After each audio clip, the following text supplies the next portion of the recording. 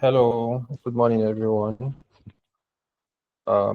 Welcome to this webinar. My name is Mohammed Abubakar Sadiq. I'm a cybersecurity analyst with Unicorn Group of Companies, and I'll be the speaker for today's webinar. So I hope you all can hear me. If you can hear me, just type one in the chat box.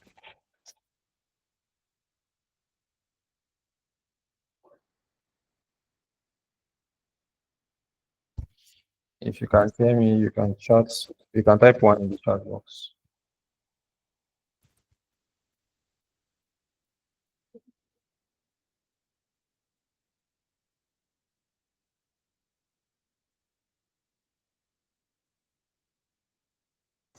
All right, since you can hear me, I would allow Mr. Deji to give the opening remark.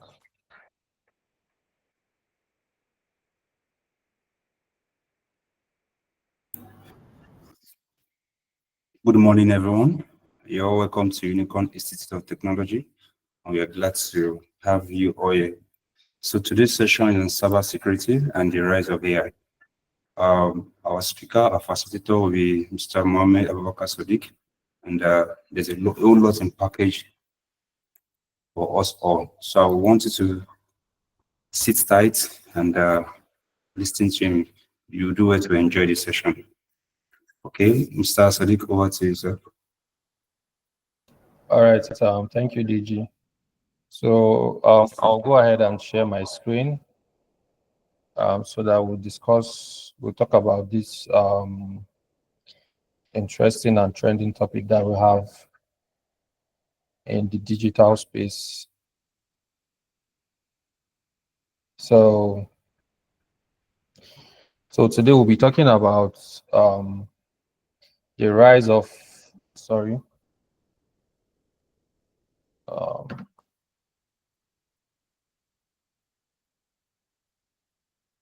just give me a minute.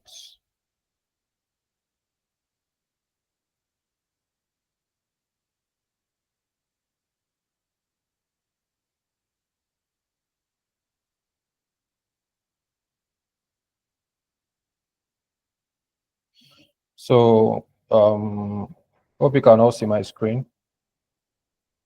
Hope you can all see my screen. Let me confirm that before I proceed. You can just type in the chat box. You can just confirm.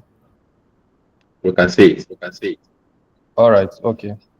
So we'll be talking about AI and the rise of AI power threats. So as we all know, like in the digital space now, the most trending word you hear and technology you see is AI.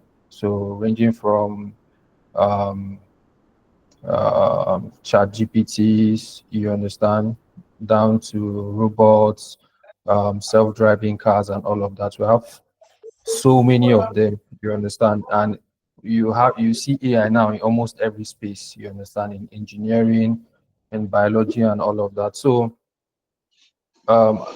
what you have AI coming into all of this space, you get, and you also have AI coming into the cybersecurity space, which we'll be looking at today. So that was what brought up this topic, which is the rise of AI powered threats. You understand? So we'll dissect it. So AI powered threats. What are threats? So basically, in cybersecurity, threats are anything that poses danger to an asset. So in cybersecurity, what we call an asset is anything that is important to an organization or to an individual. So for example, now you as a person, your mobile phone is an asset to you. Your computer system is an asset to you. If you go to an organization, the organization's system, they are assets to the organization. Even the employees are assets to the organization. You understand? So threats are anything that poses danger to these assets. And we have so many types of threats which we'll look into in this webinar. ranging from social engineering, phishing, and so on. There are so many. So now, all of these threats, they have behavioral patterns. They have a way of propagation. So we have it depends on the kind of threats. So we'll look at different types of threats and how they work. So now, apart from that, the traditional way they work, now they are being powered by AI. It means the threats that you see that involves human intervention, you find out that it involves little or no human intervention at all. So it's now very smart, it's now very fast, and it's very, very difficult to detect. You understand? So, but we'll look at them today. So the AI powered threats are cyber attacks that use artificial intelligence, machine learning, artificial intelligence like, so subset of artificial intelligence are machine learning, natural language processing, deep learning to become smarter, faster. So if you look at the words here, smarter. So now the way some of these attacks and threats propagate now, they move in a very, very a more smarter way.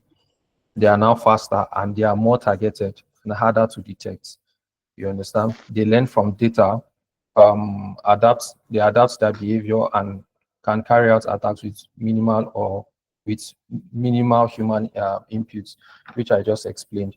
So one thing with AI is you build AI from you build models, you build AI models from data. You understand? So you get data from all of these previous attacks that have happened before, how they are being propagated and all of that. So you train these AI models to carry out that same type of attack.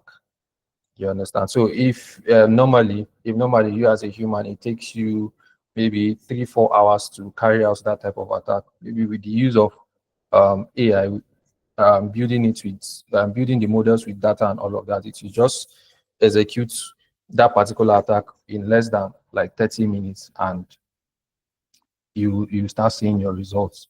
You understand? So basically, AI has to do with uh, performing tasks that normally humans do perform, but in a much more faster and a better way. So looking at it in the aspect of threats, it means executing these cyber threats or cyber attacks in a much more faster and easier way, and it's now really hard to detect. So now let's go to sorry, please mute your mic. Once you join, you just mute your mic.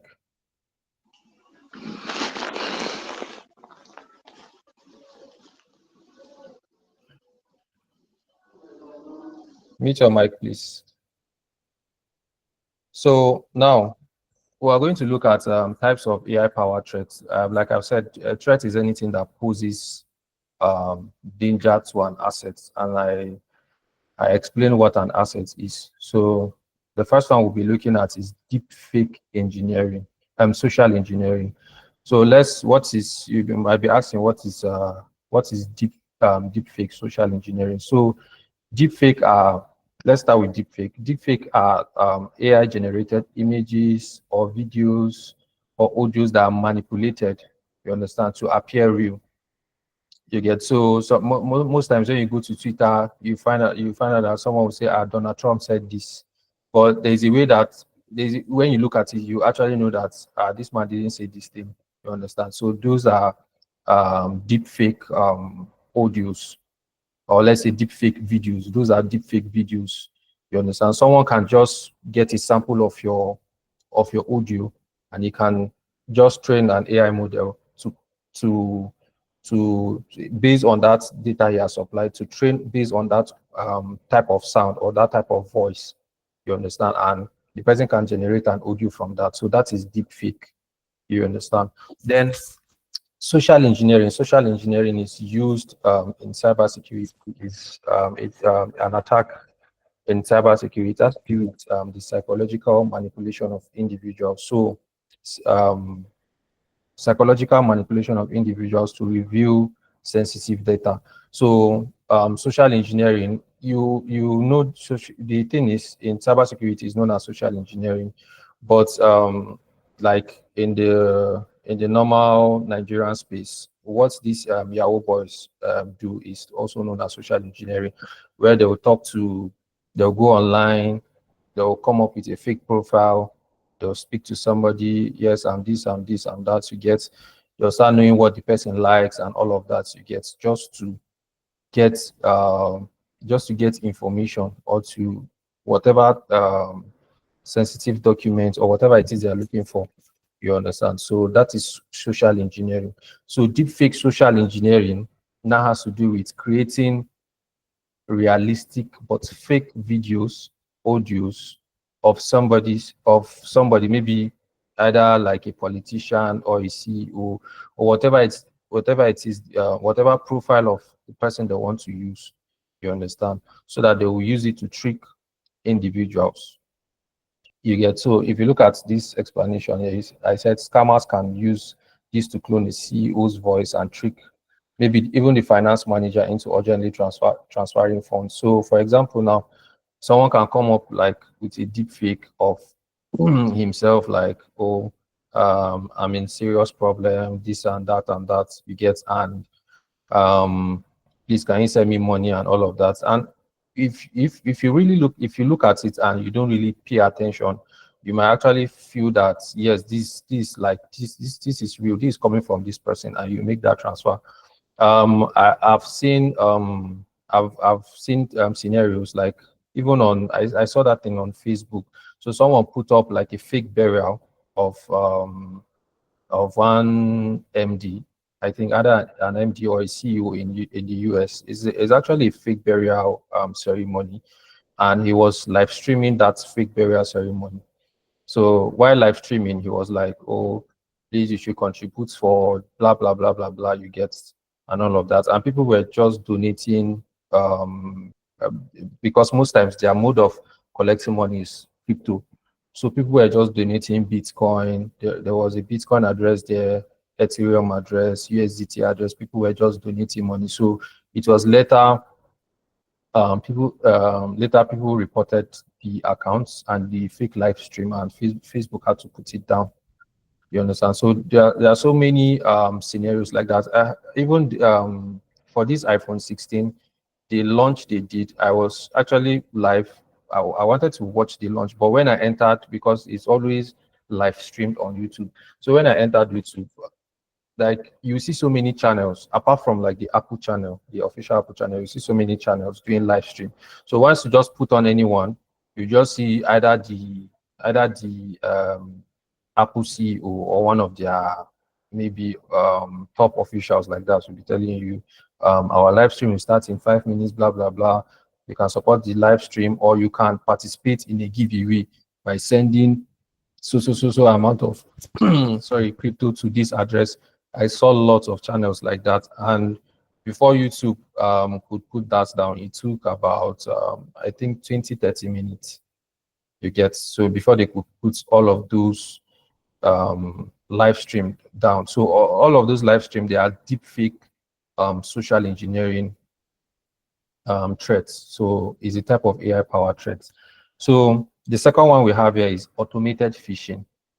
So in obviously we know what automation is, to make things work without you being involved. You understand, automatically at maybe at a given time.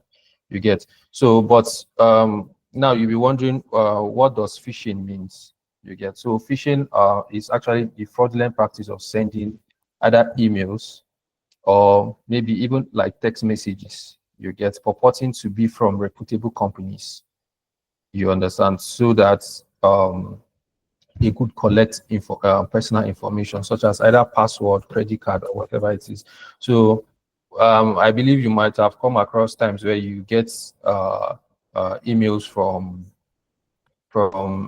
maybe from, like, you see the email, as if it's coming from like a reputable organization, but it's what's actually is not like their official email, and maybe they'll send you a link, they'll tell you to please fill this form.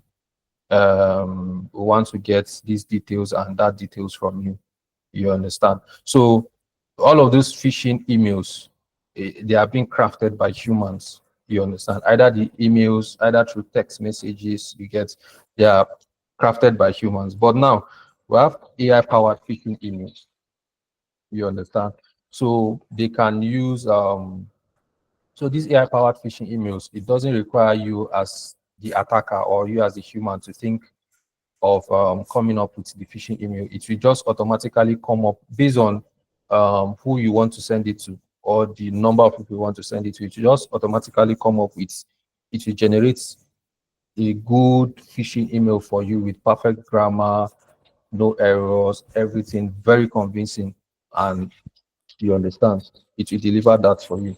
So those are automated phishing, other types of AI powered threats. Then we have AI generated malware. So malware in cybersecurity is also known as malicious software. So if you hear malicious software, it's the same thing as malware. You understand? So malicious software, just for short, is known as malware. So they are softwares that are designed to harm a computer system. Yes. So now, AI creates new malware that evades detection by constantly changing its appearance like a chameleon. You know, a chameleon will always, whatever environment it finds itself, it will just appear in that same color.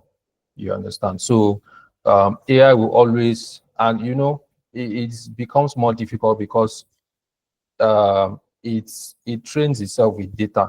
You understand? It trains itself with data. So by the time you bring up a new detection system and all of that, it will train itself with that detection system and look for a way to bypass that detection system. So you have to work, you have to be working, let me just say, faster than, or maybe you have to think faster than all of these AI generated malwares so that they will not evade your detection system. But we'll look at how we can do all of that. Then now, these are like just few of the types of AI powered threats we have. So why are these AI powered threats rising? So we have AI powered threats every time. Why are they rising? Um, is it that we don't have laws? Is it that we have weak detection systems?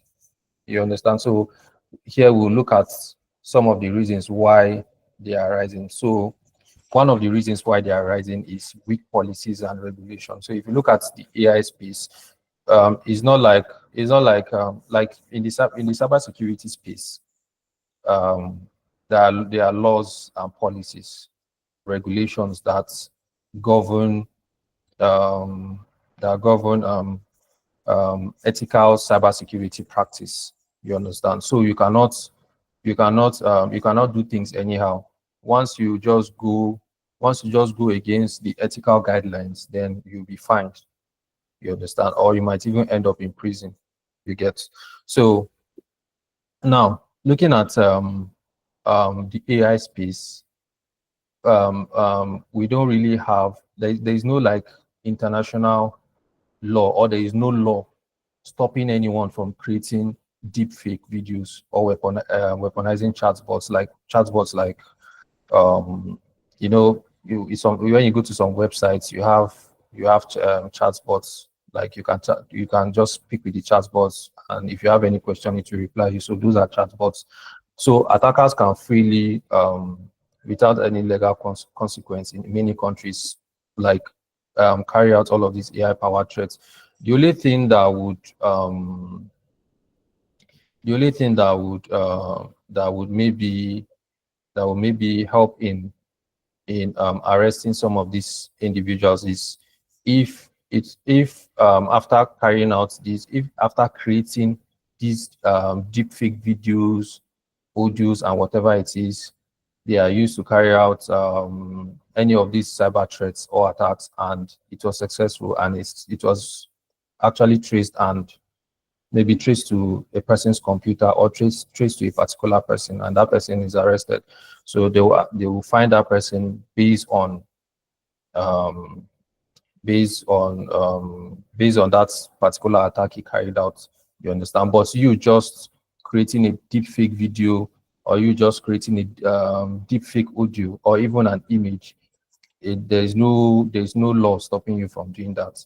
You get, so that's why you find all of these deep fake videos, deep fake audios online everywhere. You get, so you see somebody that doesn't speak English, but with the help of these deep fake videos, you see this person speaking English. Even you that doesn't speak Spanish, if they train your voice on AI with your video and everything, you speak very fluent Spanish in that video, and people will believe.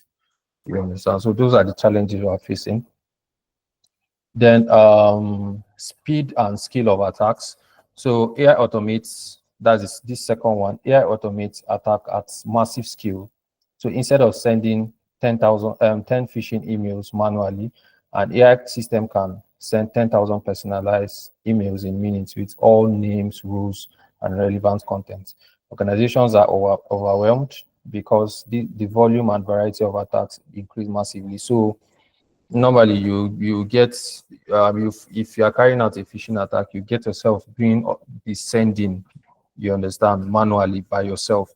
But now with AI powered systems, you can automatically send these emails like at once. It will just, all of them will just go at once. So let me give an example that I can relate to very well. There's an attack in cybersecurity. We usually call it denial of service attack. So denial of service attack has to do with um, an attacker trying to deny legitimate users of a particular system, like try to deny them access to that particular system or resource. So for example, now, if I carry out a denial of service on a particular bank, you as the user, you won't be able to use that or access that bank service, maybe for the whole day or 2 days or 1 week. So that is denial of service. So now, in one thing with denial of service is how they carry it out is you send, let's say for example now, a particular server or a particular system can only accept 5,000 requests per minute. Once I have that information, I know that anything outside 5,000 requests per minute, it will crash the system. So there is a way I'll carry out a denial of service, or there's denial of service, there's distributed denial of service. So now it is being, why is this, the difference is, for distributed denial of service, you are not doing it from, if you are sending the attack, you are sending it from multiple sources. But for denial of service, you are just sending it from a single source. So now in carrying out, I can carry out a distributed denial of service where I can create virtual systems online.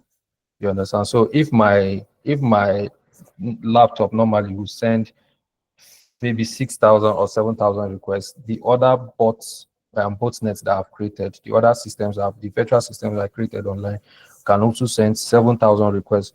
So imagine creating maybe 50 botnets online. That's the virtual PCs online. All of them, they are sending 7,000 requests plus my own too. It will just completely crash the system.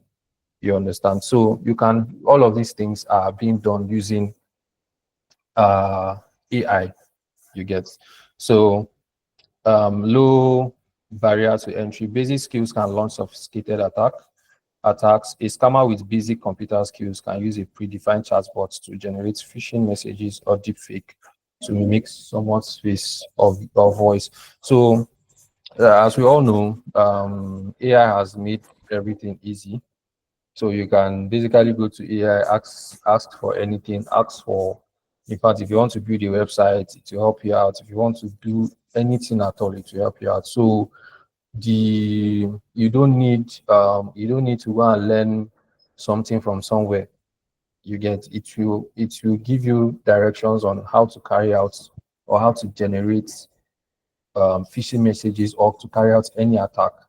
You understand? So we also have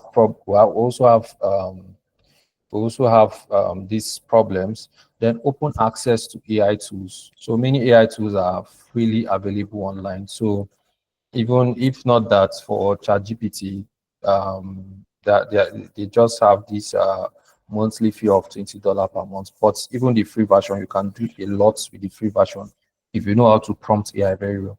So prompting has to do with like if you know how to ask the AI to do something for you.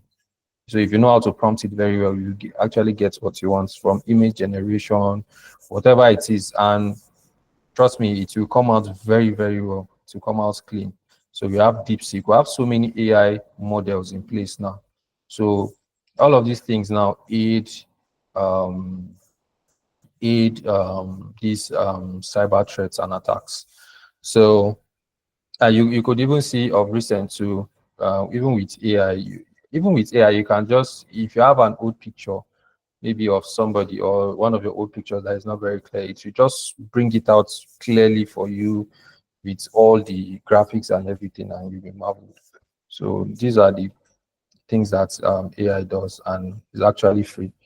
So I put out I so I actually put out some deep fake fraud cases, some AI fraud cases that happened recently. So in 2019, a UK-based energy firm fell victim for a deepfake voice scam. The CEO's voice was cloned using AI, and the fraudster called the company's finance director, impersonating the CEO and instructing him to transfer a sum of $240,000 to his supplier's account.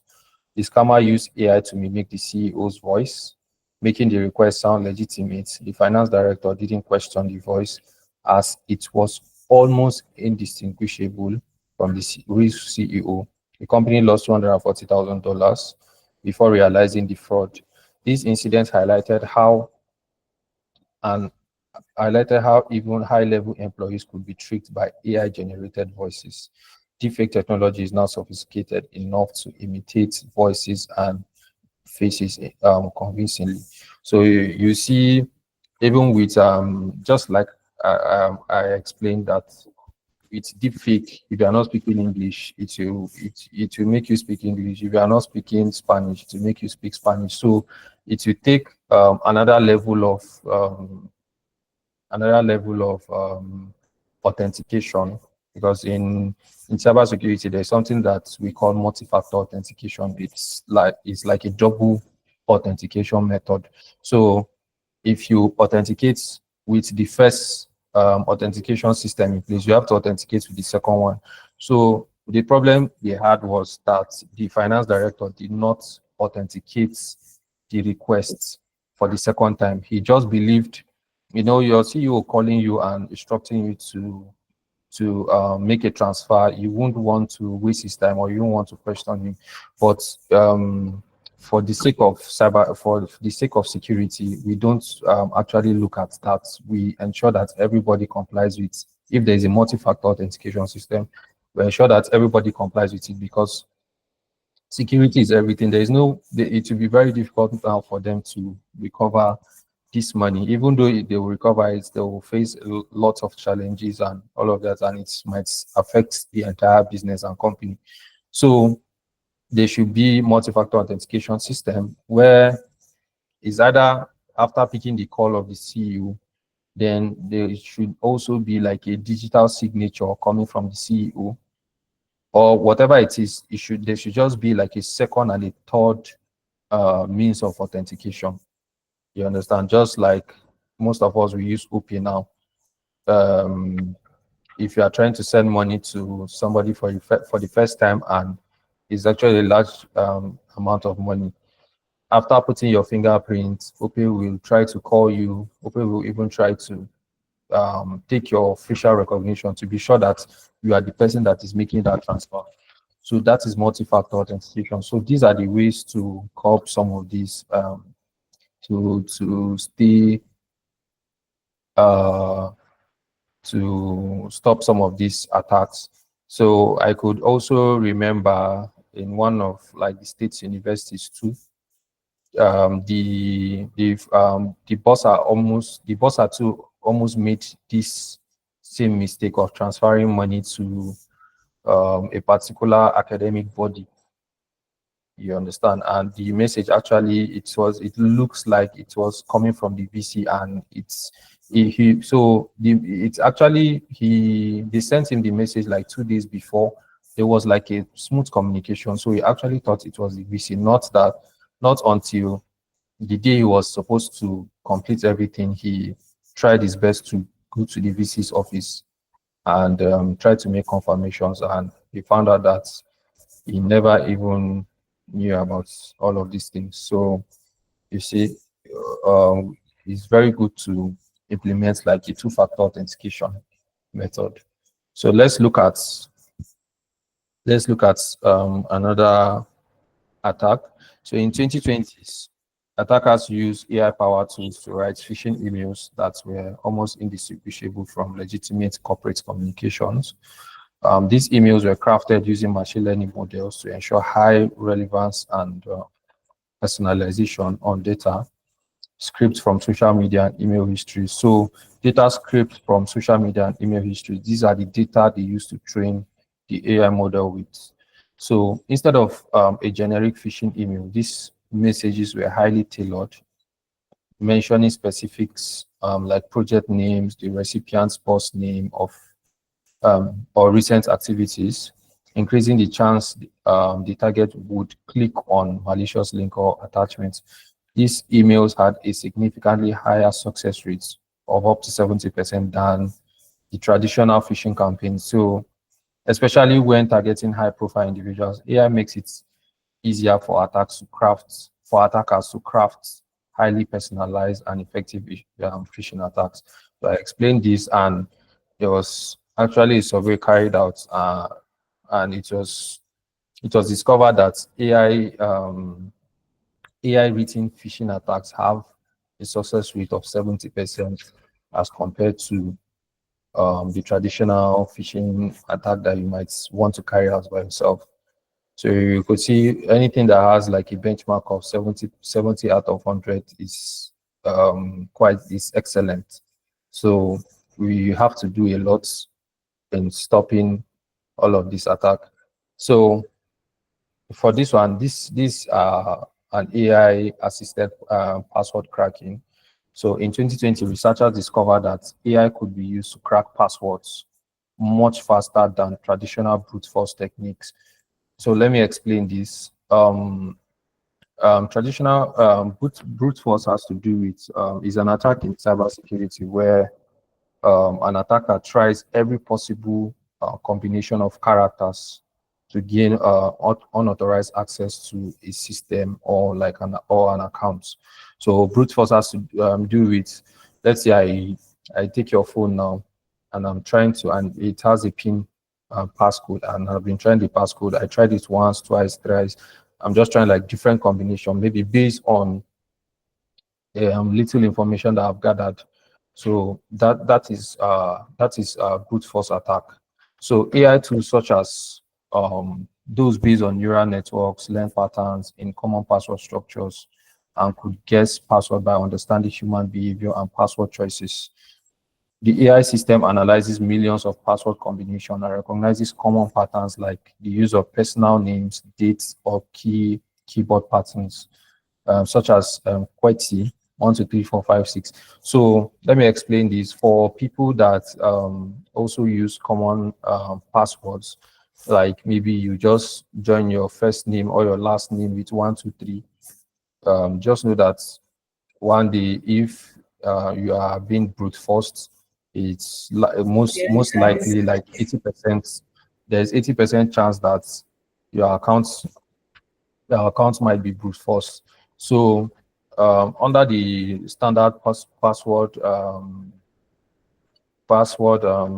let's say password combination, normally it's required that you have 8 characters. You understand? 8 characters, not your name, not your date of birth, or not your father's name, not your mother's name. So you see, these are some of the informations they get through social engineering. So once they get them through social engineering and they try it on your most of your accounts, if it goes through, that means you use it for almost all of your accounts, and they'll keep brute forcing all of your accounts. And before you realize, the damage has been done. So try to form and for every platform, try to have a different password. You understand? Try to have a different password. Look for a way, look for a combination pattern that you will be used to. You get, so from 8 characters, numbers, and special characters in it. You get, so don't use your child's name, don't use your first child name and the date of birth. All of these things are information that they can get through social engineer. You might not even, they might not come and ask you. They might just carry out a reconnaissance on you, information gathering. They'll go online, all the things you have posted about yourself, your favorite food, all of these things. There are things you can easily use to form a password. So somebody can guess that. So then it then predicts the most likely password combination based on the victim's profile or social media activity. I just explained this now. AI password cracking tools, AI password AI assisted cracking tools reduce the time it took to crack complex password up to 60% compared to traditional methods, putting many accounts and systems at risk. AI significantly improves the speed and success rate of password cracking, making multi-factor authentication more critical than ever. So you can see how this multi-factor authentication I explained in the previous previous slide is very important. Now, what they are trying to tell us is that um, with AI-assisted cracking tools, it has a 60% success rate. So now, why do they have a 60% success rate? It's because of victims' profile or social media activities for people that like most likely they post almost everything they do online. So if you usually post everything you do online to the like most tiny detail, just know that if an attacker is ready for you, he can actually do us with all of this information. So there are certain things you don't really put out online, you understand, just because for the sake of security reasons, so that when they are trying to gather information about you, they won't have like something accurate or something that will assist them to a certain degree to carry out all of these things. You get, so it's a way of protecting yourself online. Then also, okay, now they also talked about multi-factor authentication. So multi-factor authentication, like I said, it has to do with like a two-step authentication. If I authenticate you the first time or authenticate you the second time, you understand, to make sure that you are the real person. So multi-factor authentication too, it has we have three pillars in a multi-factor authentication system. What makes a multi-factor authentication system? So the first thing in multi-factor, the first pillar is something you know as a user, something you know, something you are, and something you have. So let's start with something you are. Something you are has to do with your biological traits. So your fingerprints can be used for something you are. Your iris scan. When you go to developed countries, some of them they don't use fingerprints authentication again. They use iris scan. That is your eye. They scan your eye because you cannot have like two persons having same iris shape or that particular biological trait, or facial recognition, which is like the popular one, or facial recognition. So all of those things, they relate to something you are, you understand, as an individual. Then what's the other one? Something you have. So something you have, it could be your OTP, it could be your password, you understand. Those are something you have. Then um then the last one is something you know. Okay, something you know has to do with your password, your username. Then something you have has to do with like your mobile phone, your laptops, and all of that. So these are the things that make up like a multi-factor authentication system, and it's very, very critical. So now we have learned about these AI powered threats and the kind of havoc they can cause. So let's look at some ways that organizations can respond to all of these threats and attacks. So the first one is AI-based intrusion detection. So AI-based intrusion detection monitors traffic and flags anomalies in real time. These systems use machine learning to analyze patterns, learning what's normal for an organization and flagging any abnormalities. Traditional IDS could only detect known attack signatures. So an intrusion detection system, let me give an example of like a basic one. Even your antivirus system is like a detection system. You understand? So um, your basic antivirus is a detection system. Sometimes when you download certain files online, so an antivirus has this signature it is being coded with. So if based on those signatures help in detecting abnormalities, or it helps in detecting a malware. You understand? So all of these things they work with signature. So if the signature corresponds with what you just downloaded, or what you just sometimes when you just put a flash on your system, your antivirus will quickly flag it. Sometimes it will even remove it from the flash. You understand? So these are like this is like a basic detection system. But now we now have like AI based intrusion detection system, where it will learn from it will learn not just using not just like using signature. It will use patterns. You understand? And there are patterns that are normal. There are patterns that are normal for an organization. You understand? So for example, now you can have a detection system for your finance department, where you know that your finance department cannot be sending money by, in your organization, nobody is sending money to anybody from the company's accounts on Saturday and Sunday. So you know that that's a normal thing for your organization. So you can have a system where if anything is made, or if you perform any transaction of such, you understand, it will raise an alarm, because it is not the normal pattern of that organization. So these are like some of the AI-based detection system you can put in place as an organization. Then we have okay, what I just explained was behavioral. So the previous one I talked about signature is AI based. So the other one I explained is behavioral. So behavioral patterns and alerts. You understand? So when something deviates from the normal pattern, you get when an employee is trying to do something during an odd hour, so it raises an alarm. You understand? And the security department, the cybersecurity department will look into it, or even and all of these detection system, they have logs. So even when somebody is trying to do something funny, you understand, you'll be seeing it from the logs. You see all the attempts from the logs.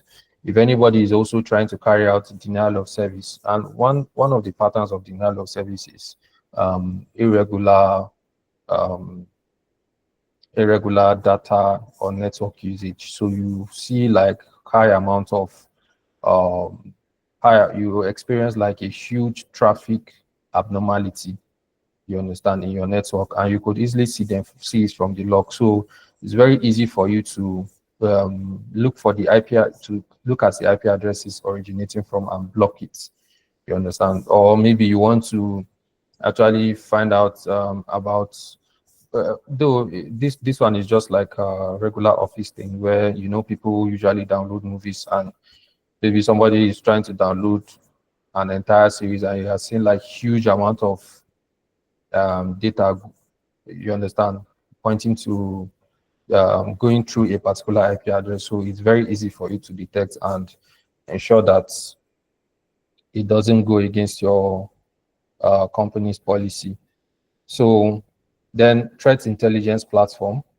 So machine learning analyzes large data sets of data to identify patterns, which helps to predict potential attacks. So example, if a new vulnerability is being exploited across multiple industries, the platform alerts security teams before the attack spread. So we have threat intelligence platform, where they also they also um, they also alert you on new vulnerabilities. uh, new vulnerabilities. And also most times, if the platforms that develop these threat intelligence systems, they can roll out an update for you to update that particular one you are using, you get, so that you have like an up-to-date signatures for that threat intelligence system or application or whatever it is. You understand? Then the last one, which is the most important, is employee training. You get, so most of these things, most of these phishing, social engineering, and all of these popular threats that you see happening around the world, it's usually also stems from maybe ignorance or the efforts of a party. Maybe it has to do with a particular employee, you understand, not knowing all of these things, or maybe the person did not really pay attention to it. So organizations have to invest in training employees, you understand, tell them, let them know the importance of your company's data, let them know what data protection is, let them know how to recognize a deepfake content, how to recognize a phishing email, you get. Let them know that putting off their firewall on their system or antivirus will actually cause them harm. Because if you see so many people these days, when they're trying to get an application, and they have actually downloaded this application, but their Windows Defender or their antivirus is stopping them from installing it, you just find out that they will just go and turn it off so that they'll be able to install. Once you turn it off and install it, if it's an actual malware or ransomware, then you'll be in serious trouble because it will affect your system.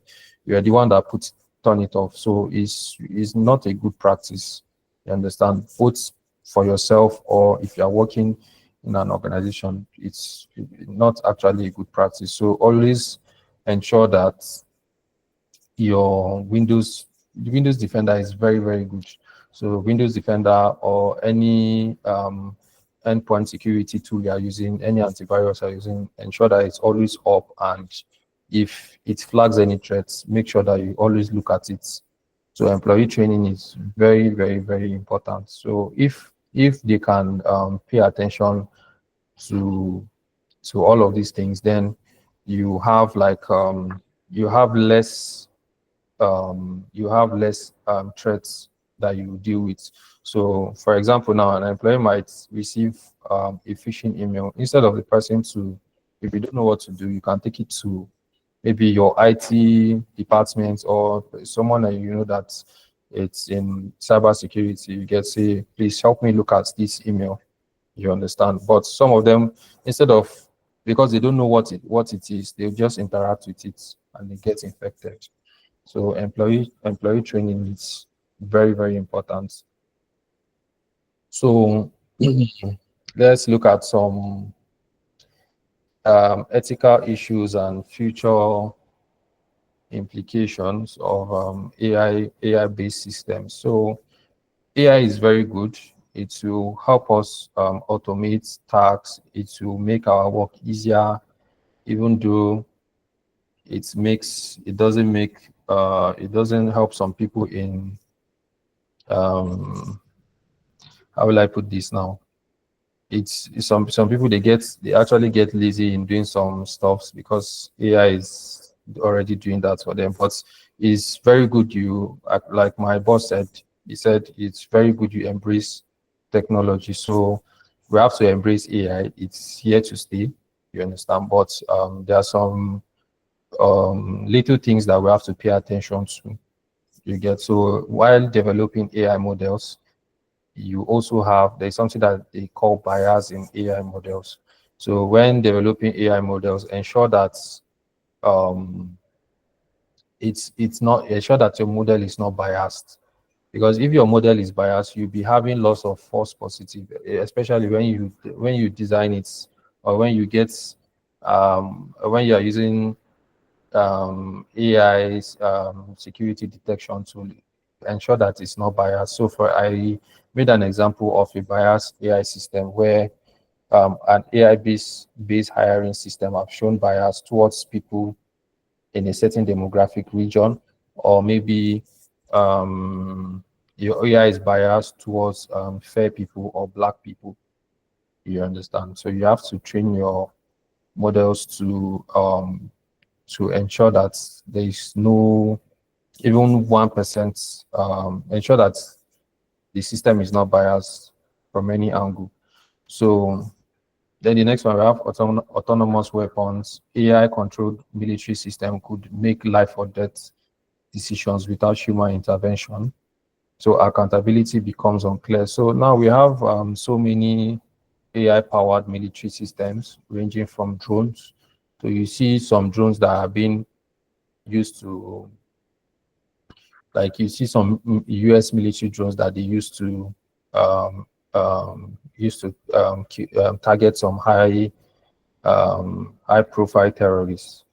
You understand? So all of those things that are AI powered drones. So you don't get like an Air Force personnel flying a plane to a country to go and bomb a particular place. No, they just do it with AI. You understand? So they deploy all of these AI systems on their drones. They fly it into your country, and wherever the person is, they just map the whole area and they just blast it, and that's the end. You understand? It will even cost them less. So now it's actually causing serious wars among these developed countries. So AI-powered autonomous weapons could change the nature of conflicts, but they also raise serious moral and legal questions about control, accountability, and misuse. You understand? Then, sorry, we have global AI security policies. So as AI grows in both use and power, there is an urgent need for international agreement. So I actually spoke about this. So they need serious, because this thing, they are emerging technologies. So they need serious control, they need serious regulations, you understand, on how to use AI in any field at all. You get? So AI is used to ethically and is used ethically, and ensure that it's used ethically and securely, particularly in cybersecurity and any other field. So AI is a double-edged sword. Due to its nature, it's a powerful tool and also a potential weapon. So you can use it for good, you can use it for bad. You understand? Continuous adaptation. Security professionals must evolve with threats. So as cybersecurity analysts, you have to make research every day. Um, you have to stay informed about new types of threats. You get AI power threats most especially. Then global cooperation. So no one can tackle AI threats alone. So someone can just be in his room and start doing all of these things. So we have serious. It's good, but also on the other hand, we have a serious job to do as regards to the control and usage of AI. So thank you, I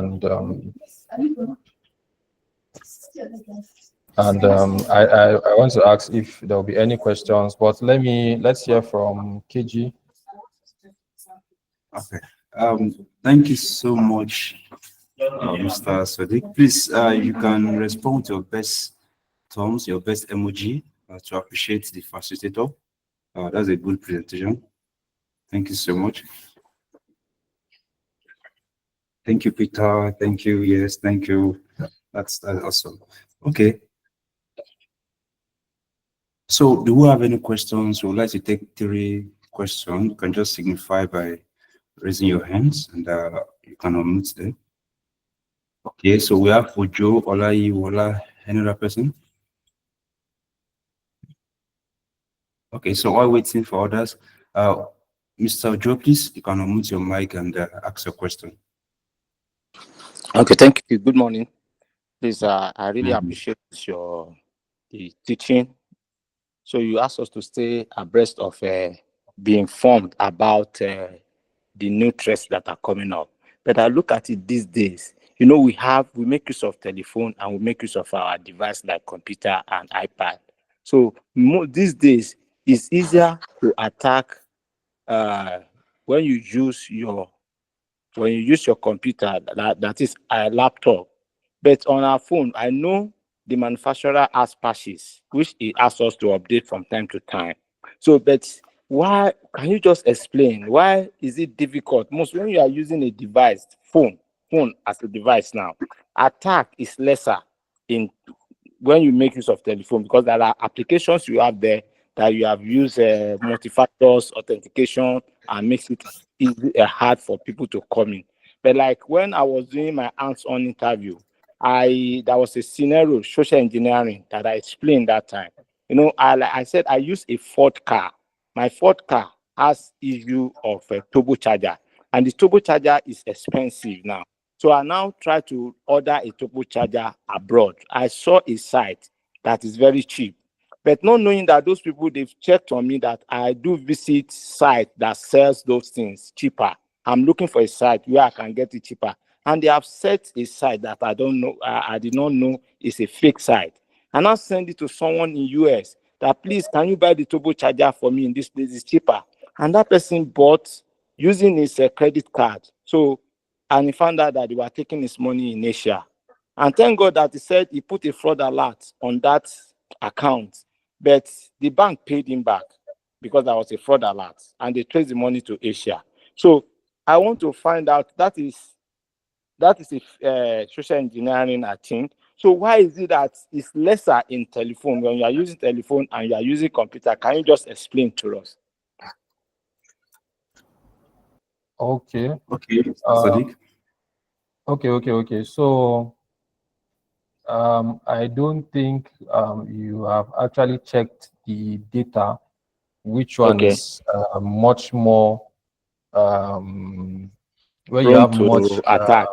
to attacks. So why is much on PCs or system Okay. is Yes. because both individuals, both companies, large organizations, almost everybody, they use PCs, Okay. they They use use systems. the UPC So and you have okay. more of, yeah. So if you look at the Attack. percentage of like how plenty it is, yeah, and and since you get organizations using these pieces, organizations, they deal with they are dealing PCs with and huge laptops. huge financial Yeah. records, data, and all of that. So most times they'll be targeting them, they'll be targeting small businesses too, and all of that. But it's also much too um on Yes. phone. Phone. And for phone, it's even crazy because most times what you do on your phone, you don't even apply caution. Like if you see Yes, like a that's regular true. person using his phone, it doesn't really apply caution. He just click on any link, he just enter That's here, he true. just leave here, enter this application and all of that. So that's why you see sometimes some people just wake up and their account is empty. So, and it's very, very common these days. So you find out that they must have interacted with something that give out their data Okay. outside. Okay. So it's much on On phones, phone. but Good. you find it more on systems because It you is. have you have every organization uses system and they connect to network. So that way you know that they will be faced with all of these things. Okay. They interact with a lot of people using PCs. Yes, Okay. yes, yes. So you find out that um you find out that The traffic is much there. People using yes. and okay. So the one of the like most serious assets for an organization is like the systems they use to get. So and you find more attacks on that Okay. particular asset. Yes, that's why it's like that. Okay. But okay, let me also ask on this cameras that runs on IoTs. So like why is it that, because most time they say most of them are not really secure, because when you go online you see the password there. Well, I learned that I can change password after I've bought them, But even changing password, they can see go inside and hack all those devices. Yes, I did a research recently on IoT devices, just that I have not published it yet. The problem Okay. we're having with IoT devices is the firmware. So, just like your operating system for your device, like for your phone, if you're using Android, you're using either Android 11, 12, 17, 16, like that, the Android version. Likewise, if you're using iOS, yeah, if you're using iPhone, you're using iOS operating system. 14. But the firmware for IoT devices, the way the manufacturers build them, they don't secure them when building them. So they just deploy them like that. And most times, if I get your camera model, or if I get your IoT device model, I could, if it's on Shodan, I could easily look for the model and pull out the login page. You Okay. understand? And Yes. and if you pull out the login page, even if when you have changed your passwords, there's this because when I was carrying out the research, I used some of these cybersecurity tools to carry out pen testing. So when you use Okay. Nmap to scan this IoT firmware, you get to see backdoors. And when you get to see backdoors, you can even go into these backdoors as a root user. So if I can get into the backdoor of that IoT system as a root user, I can equally change, or I can equally see the password that you have set. So I can decide to even change it for you, or I can decide to even copy what you change to and log in. You understand? So there is a serious problem with IoT systems. So what is the way forward? The way forward is just for manufacturers to implement security. It comes from them. You Okay. understand? And also, when you get these devices, when you connect them to your network, ensure that you also add maybe some form of security like that. Maybe Okay. setting a very good password, looking at the manufacturer himself, like the devices. Look at the reviews. You Okay. understand? Yeah, because Okay. there are so many manufacturers. But so many people don't take that into Okay. consideration. They just deploy these devices. Yeah. All right. Thank you so much, Yeah. I Mr. Ojo, appreciate for asking, and thank you, Mr. Sadiq, for the answers. Thank you. Yeah, thanks for Tuchuku. All right, any other person? Can we take one more question before? Any other person? Question? All right, so I would like to assume we all understood the class. Please, I would like to invite in Mr. Bidemi to tell us something, just in a very short time. All right, sir. Mr. Bidemi is the Assistant Director of Unicorn Institute of Technology. You're welcome, sir. Thank you very much, Mr. DG. Thank you very much. Thank you very much. And good morning, everyone. Good morning, everyone. And you're welcome to this. Yeah, Good thank you morning, very sir. much. Yeah. All right. So I really appreciate Mr. Sadiq for teaching us so much on the rise of AI-powered cyber threats. You know, it's really a nice expose. It's really a nice one. I'll be very brief. I think the information will be just about 2 minutes or less. We'll be having a training session, like a workshop, on the 7th, 8th, and 9th of May 2025. It's going to be another awesome time, you know, in the world of cybersecurity. Yeah, and we'll be having this training, this workshop in our facility. There's a Unicorn group of companies located at 3rd floor and 5th floor Lanre Shitu House at Mabushi here, adjacent VIO office in Abuja. So it will be another nice opportunity for you to be part of this. Of course, there will be a lot of You will have some high level of hands-on experience, you know, and of course, it's going to be for a token.